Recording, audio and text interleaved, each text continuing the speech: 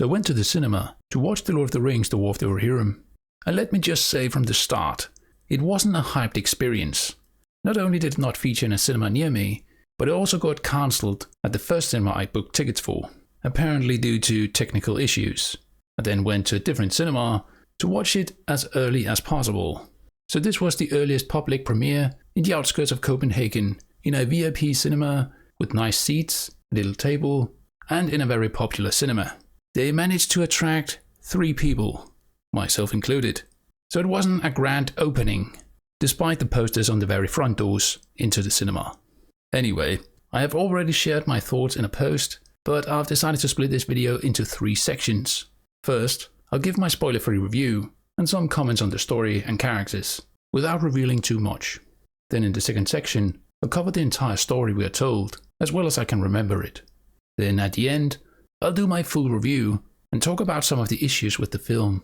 And of course also give points for various aspects of the films, as you know from my other reviews. So let's get started. First, I want to make it clear that it's not a terrible film. It's actually good enough for me to watch a second time, which I can't say about The Rings of Power, but anyway. But still, I will wait for its official release. I don't want to sit in an empty cinema again. I will also say that I liked the film slightly more before writing this script, but actually writing it down made me realize some really bad story elements, but more on that later as we dive into the story.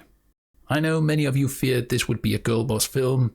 It certainly starts out that way, but then it actually took a turn for the better, which I'll address in the next section in detail. However, then at the very climax of the film, it becomes a super girl boss film, and it also ends like that.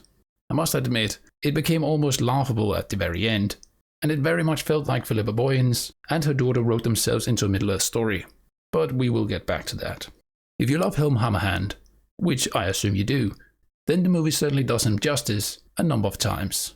It's not flawless, and there are changes and some additional stuff added, so keep that in mind. And he is not the protagonist, as you probably know by now. When it comes to the sound and music, I can't complain about anything. I actually think it was far better than I expected, and I'm leaning towards a very high score. The music closely resembles that of Peter Jackson's films, and the sound effects for combat and other sequences are far superior to what I experienced in many other films. The music feels grand and epic, and the combat sounds like you're actually there. So that part of the film is in my opinion the best. As for the visuals, I had my concerns, like many others, especially if you're not into anime normally.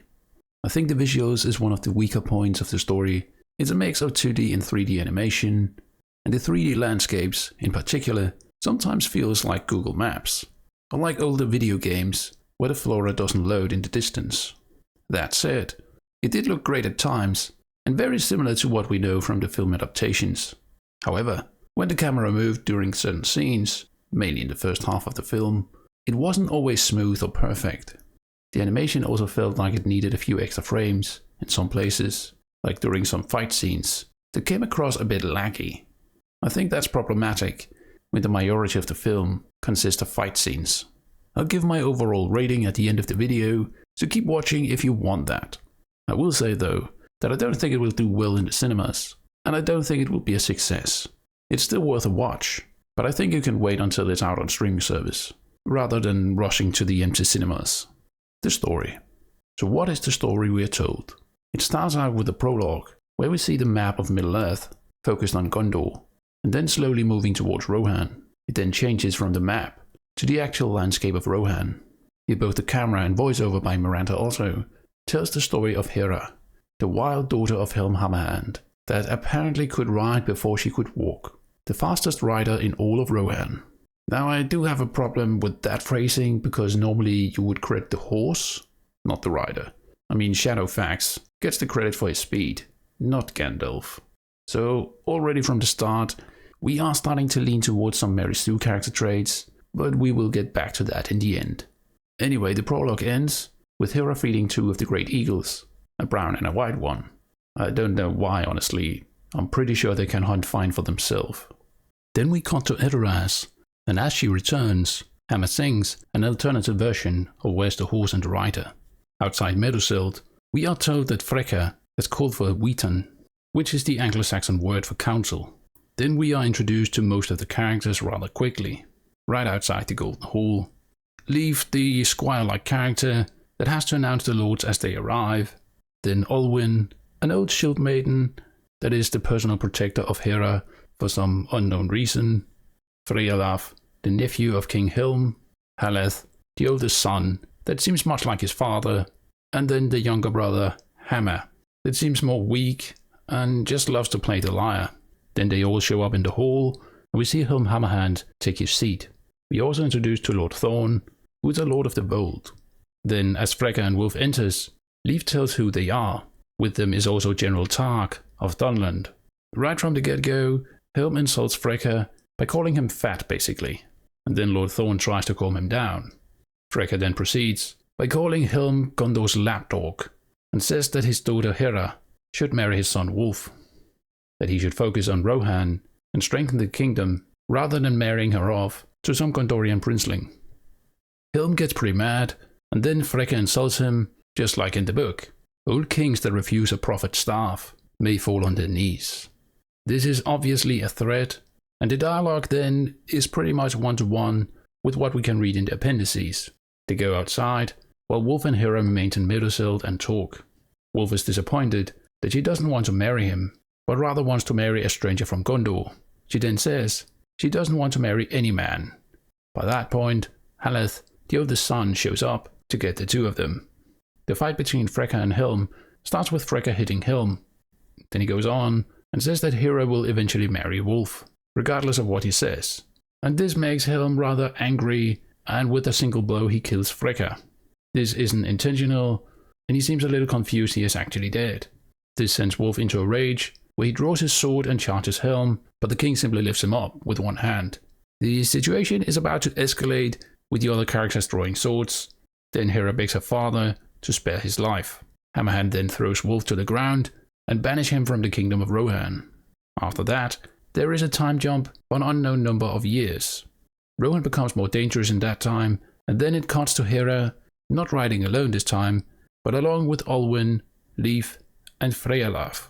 In the middle of nowhere, they find the body of a dead Rohirrim soldier, a mercenary apparently, and also a Mahout that can control the elephant. Then the actual wild elephant shows up. Freyalaf charges forward and wounds the elephant underneath, but it does not seem to affect it, and now Freyalaf has fallen to the ground. As the beast charges toward him, he tries to outrun it, but then Hera picks up the horn from the Mahout and blows it. The beast is now focused on her, and she saddles her horse Ashir and rides towards a nearby forest while picking up a spear. A forest home to a mythical beast, the Watcher in the Water. Apparently this is common knowledge, as everyone in the company seems to know this, including Hera that has a plan. As she is close to the leg of the beast, she throws her spear into the lake to disturb the Watcher, disguised as a tiny island. As the Mumak appears, the Watcher grabs it. It devours the elephant as Hera hides. Then she hears the voice of General Tark that captures her, along with some bold guy. He says he now serves the High Lord of the Hill Tribes. She is then taken to Isengard, where the Dunlendings had camped. Somehow, Freyalaf, Olwyn and Leaf follows her all the way without asking for help. As Hera gets to her senses, she leaves the room she was put in because it wasn't a prison, and the Dunlendings apparently didn't bother to chain her up or tie her with a rope. Yeah, don't get that.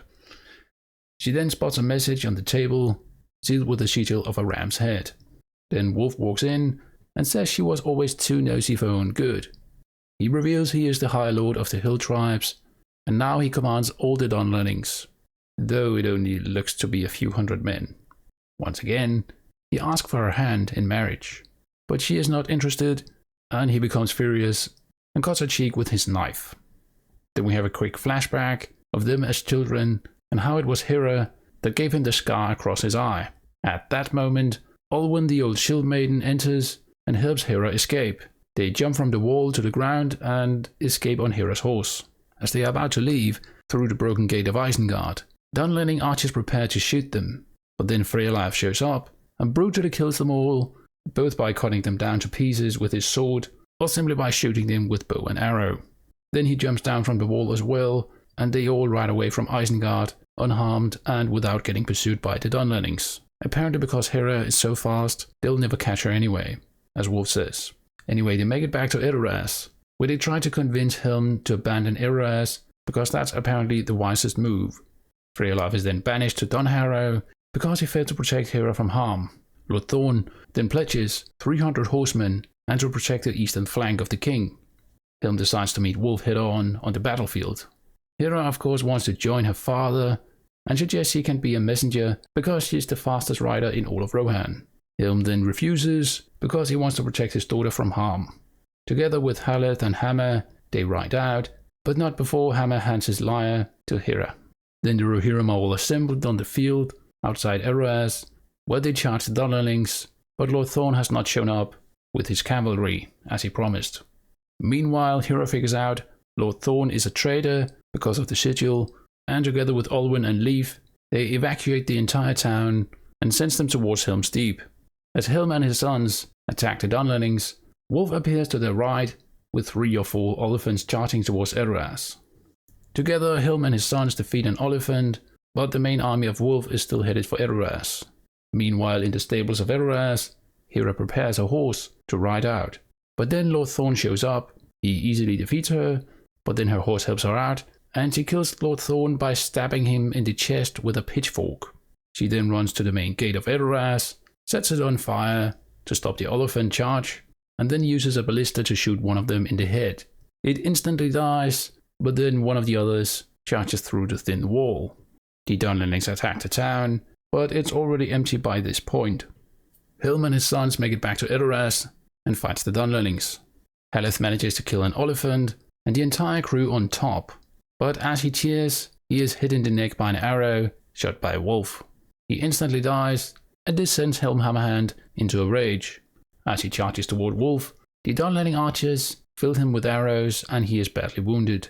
Then Hera lifts him up on her horse and leaves Edoras with the royal guard and Hammer.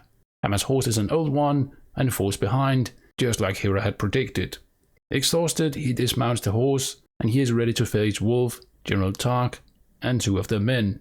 We see him prepare his bow, and then it cuts to Helm's Deep early in the morning. We see the Rohirrim flee into the castle, and Helm carried to the gate by Hera and some of the royal guards. As they turn around, they see Wolf and General Tark on horseback. Hammer is tied and sits behind General Tark. Helm then offers his life in exchange for Hammer's. General Tark urges Wolf to accept and listen to reason, but he refuses and then kills Hammer with his dagger. Right after that, the Dunlending army storms towards the castle, and the gates are closed and the siege begins. Hammer's body is left to rot in front of the deeping wall.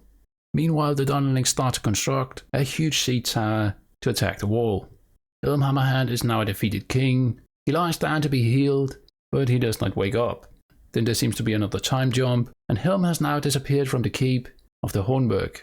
Instead, he stalks the camp of the Dunlendings, blowing his horn, and kills the invaders with his bare hands, just like we know it from the lore. On both sides, the legend of Helm is told, and many start to question if he has indeed turned into a wraith out of grief. Hera then finds by accident a secret way that leads into the mountains. Here she encounters 2 orcs eating the corpses of the dead Dunlendings while searching for rings. They don't know what the rings are for, but it's ordered from higher up, and it's clear Mordor wants rings, for some unknown reason. The big orc then smells Hera, and as she backs away, she encounters the snow troll. She screams, and then Helm Hammerhand shows up. The orcs are killed quickly, and he battles the snow troll with only his fists. Then Hera grabs the spear of the orc and kills the snow troll by hitting it right in the eye. Meanwhile, Wolf and the Dunlendings have heard the noise from the fight and searches for Helm. They spot them as they run through the camp towards the gate of the Hornburg. Wolf and his men start to pursue them towards the gate, where Hera is led in, while Helm wants to stand and fight. Here he tells her that she could rule the world, and that he was wrong not to listen to her earlier in the story. That she is far stronger than he actually knew. Then he goes full Helm Hammerhand and kills a ton of Dunlendings with his bare hands, while the night and snow rages on.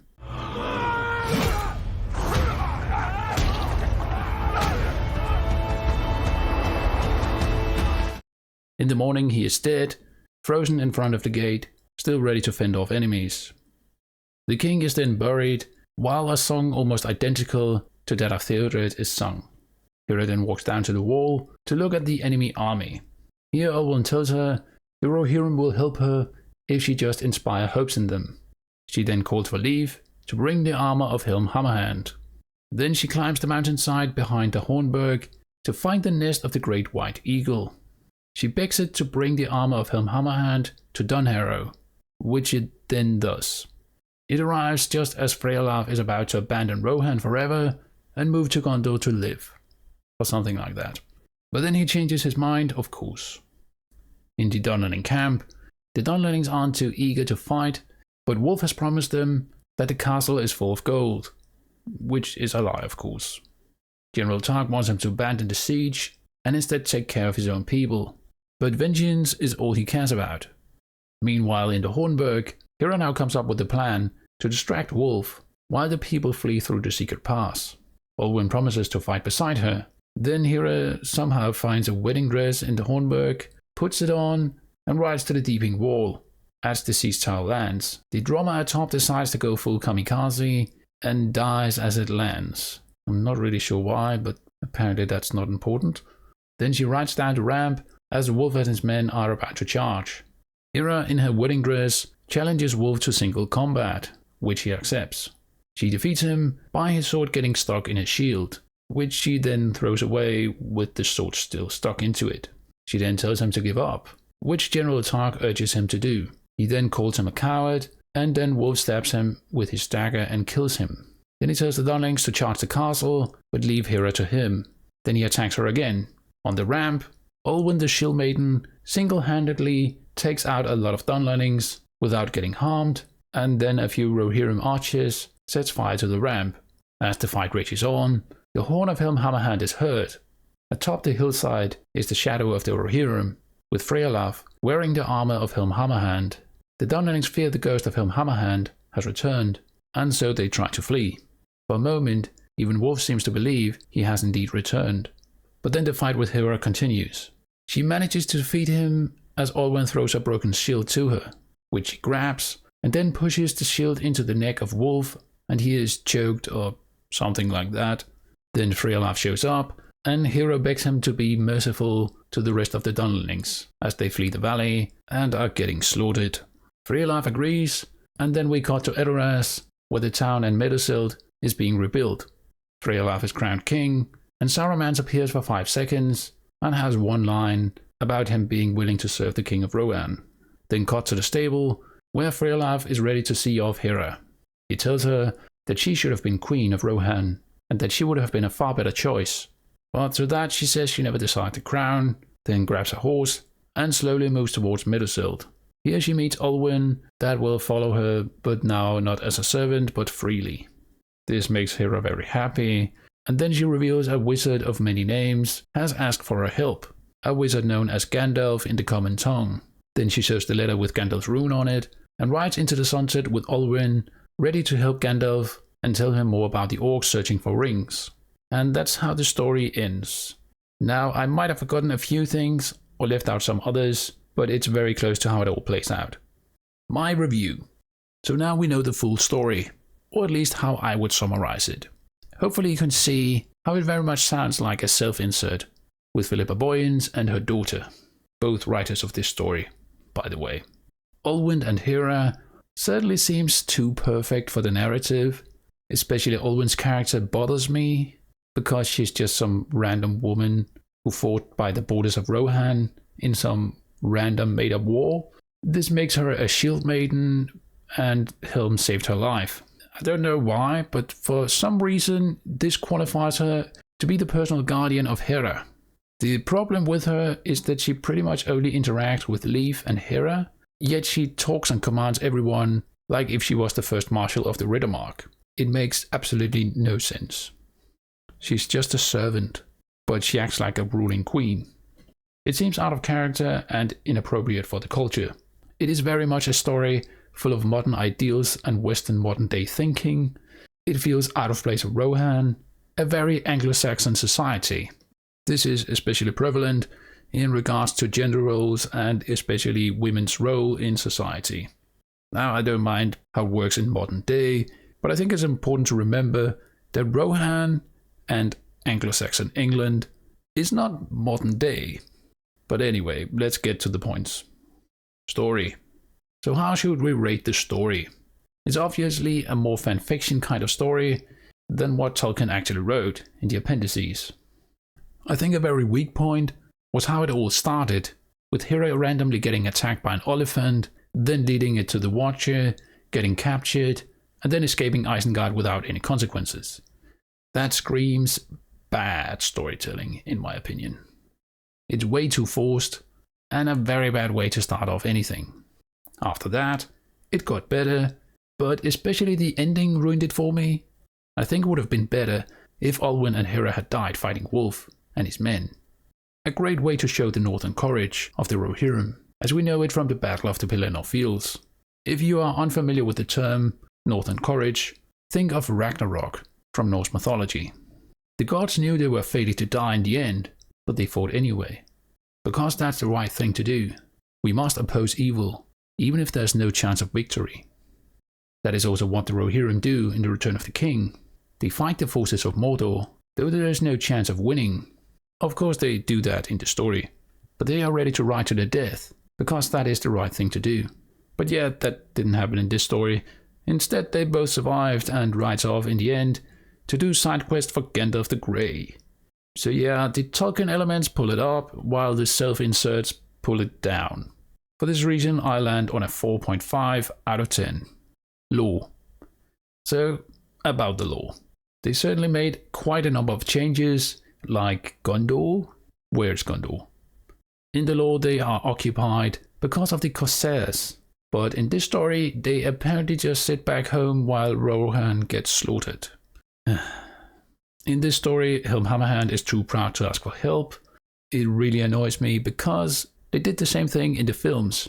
Once again, Gondor is portrayed as weak and absent, while in the lore they are the strongest kingdom of men. I'm glad they kept so much from the lore surrounding Helm and Haleth, but I also think the elephants were unnecessary and just member berries like the Watcher, the Eagles and Saruman at the end. Wolf is an interesting character and more developed here than his lore counterpart. You can agree or disagree with the changes made.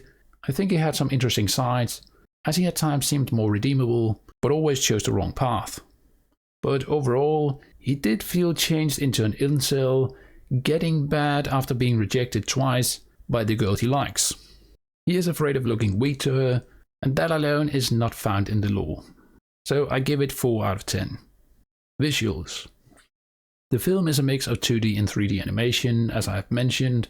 I think the locations looks great, and very close to what we know from the films. But the natural landscapes could at times look rather fake and barren. I think the animations could have benefited from a few extra frames at times. It felt laggy and a little confusing during some fight scenes. The scale of the entire conflict also felt small, and I guess this is because it's easier to draw a few men rather than thousands. Still, it felt like the entire army of Rohan was only around 100 men, and that the Hornburg was defended by 20 men or so. It really stood in contrast to the sounds, where it sounded like hundreds of people, but then on screen only appears around 10 dudes. I also felt Freck's gestures looked a little off, but I'm not really sure why. It might have been because he's so big compared to the other characters. I think the combat with Helm Hammerhand and the Snow Troll looked a little off. Don't get me wrong, it was cool, but it was also very close to Dragon Ball combat, rather than realism, and something Tolkien would write. Still a decently looking film, despite the art style. Though I'm not an anime fan, I still think the movie deserves a 6 out of 10 for its visuals. Dialogue/acting. The film has a lot of great dialogue, and the majority of it feels just as Tolkienian as the films. I'm also really happy about how they used the dialogue we had from the lore and made it part of the story, almost identical to what Tolkien actually wrote, though there are only a few lines in the appendices. I think Brian Cox is the perfect choice for Helm Hammerhand, and I can't really imagine anyone else in the role now. That casting was spot on, in my opinion. Of course there were a ton of lines, very similar to what we know from the films, which was cool, but I wouldn't have minded some more original dialogue, rather than the Rohirrim shouting death as they charge forward. There was only one time where I think some of Hera's lines were really bad, and that was at the climax, as she challenged Wolf to single combat. It sounded rather forced and cringe in my opinion. I would actually give it a higher score if they had just done that scene differently. Still, I land on a 7.5 out of 10. Music and sounds. I think the music and sounds in the film is pretty much perfect. The music feels just as grand as the film adaptations, and when Helm Hammerhand uses his fists, you can almost feel the impact. It's really well done and has some unique and great songs in between, even though short.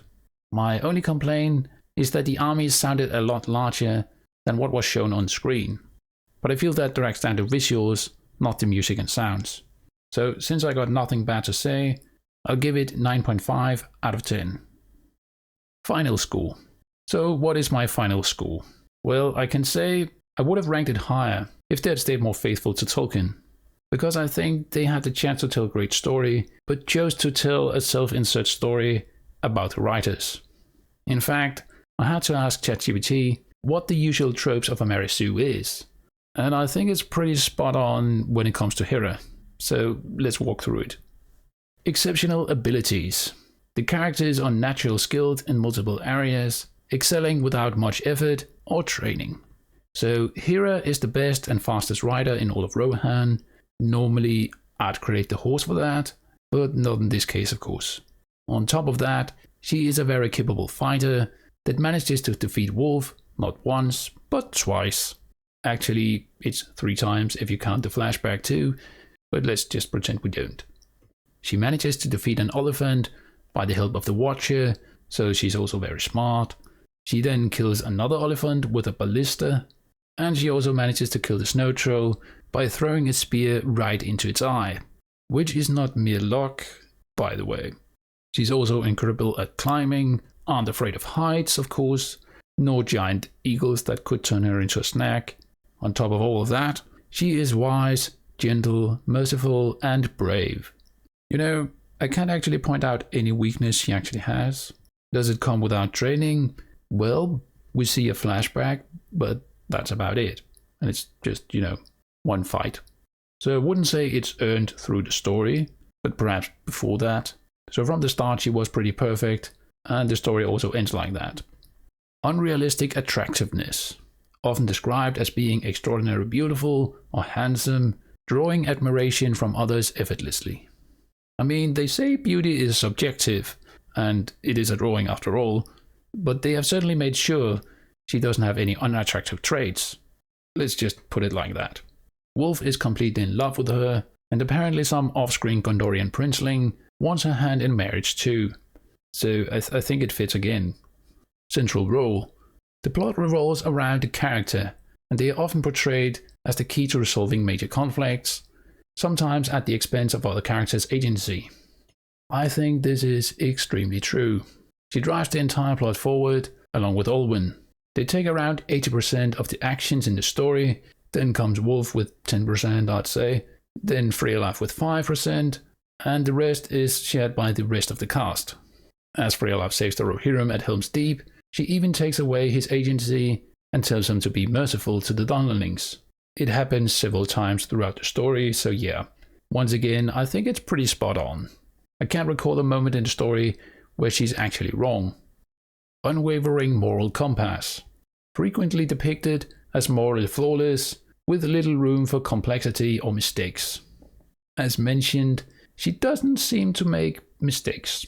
It's mainly the other characters that makes mistakes because they don't listen to her, especially her father. She always seems to have the right opinion, ideas and plans. Even though Freylaf is the hero that saves them all at Hornburg, it is her actions that lead to it. So once again she takes the spotlight from him, an actual character from the lore with a name. Admiration from others. Other characters often admire, adore, or are for unknown reasons drawn to the Mary Sue, even antagonists. She is admired by her cousin Freylaf from the get-go, same with Leif and Olwen that are close to her. Her younger brother Hammer seems to be on the same page, while Helm and Haleth protects her, but cares less about her opinion. Wolf obviously adores her, and even General Tark changes side near the end and agrees with her. The story ends with Freylaf saying she should have been the queen, something close to what Helm says when he claims she could rule the world. Something rather wild to say for King of Rohan, but that's a different story. In fact, she is so admired that Gandalf the Grey needs her help at the end. If that's not a self-insert, I don't know what is. Tragic backstory. They often have a melodramatic or tragic past that serves as a tool for garnering sympathy. Does she have a tragic backstory? Well, not per se, but she is limited due to her role as a woman. She also seemed to have had a friendship with Wolf that ended quite suddenly, though we are given little information on the details. So to some extent, yes. Lack of consequences. The character seldom faces lasting repercussions for their actions, even in critical situations. Okay, so she actually only seems to make 2 mistakes in the entire story, if we can even call it that. First is when she fails to recognize Lord Thorn's sigil right away. I mean, she would have known him her entire life, and his sigil, so I'm not sure why she wouldn't recognize it right away. But yeah, that's one mistake that leads to Helm and his sons falling for a trap. The second time is also related to Lord Thorn. Here she is simply defeated by him, with ease, by the way. I'm not really sure how she later managed to defeat Wolf twice, but okay. Yet again, it's not really a consequence though, as the horse kicks Lord Thorn so that she can stab him with a pitchfork. I can't recall anything besides that. Wish fulfillment. The character can feel like a projection of the author's personal fantasies or desires, making them seem less genuine. Well, this is what I've been saying the entire time, and it felt like that very early on in the story. I guess that is why an elder woman follows Hera around all the time, and why she is treated like some ancient hero. It's the writer after all. These shield maidens get a lot of attention. Apparently they sound like a whole clan of women defending the borders of Rohan, so much so that they even get their own banner, on par with the actual lords of Rohan. Anyway, if you can look past all of that, it is actually a decent film. Mainly because of Helm Hammerhand, otherwise I would give it a much lower score. Still, I think the movie deserves a 6 out of 10. But let me know what you think down below. As always, thanks for watching and being part of the Council of the Rings. Farewell till next time.